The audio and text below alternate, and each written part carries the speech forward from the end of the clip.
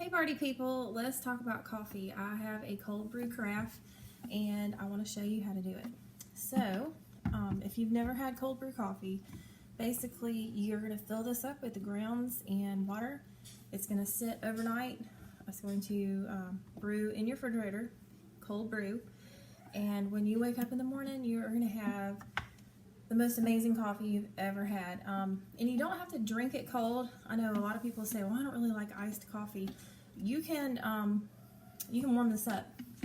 You can put it on the stove. You can put it like on a hot plate in your mug, or you could put it in the microwave. I don't know how it would affect the taste.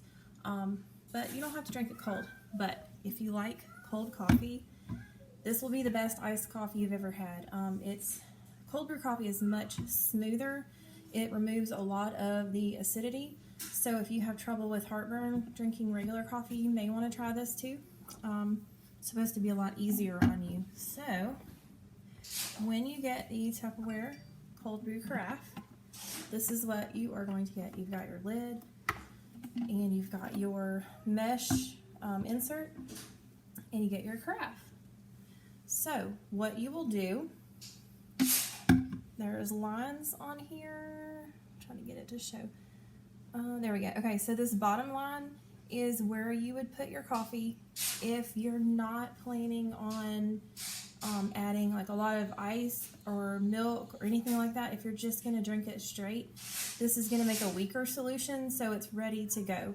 If you are wanting a stronger concentrate and you're going to put milk and flavor in and all that good stuff, you're going to want to fill it up to this top line. So I'm not going to fill it all the way up just for the video, but that's how I usually make my coffee. I usually use a lot of half and half and maybe just a smidge of like a flavored creamer. So you basically just scoop your coffee into the thing.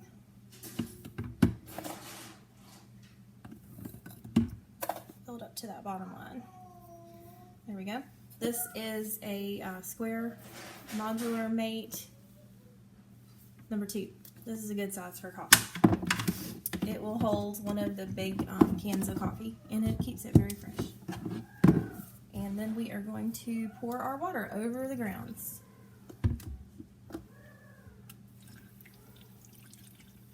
Oops, I'm not in the shot. And you'll just fill it up to that top line, or a little bit past. Okay, there you go.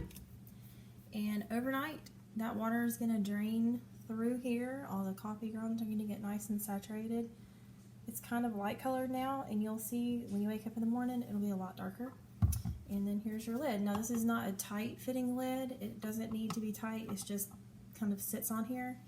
And you can also use this as a coaster. So in the morning when you get up, you'll take your coffee and you'll want to do this over the sink, but you'll just lift this out, kind of let that drain.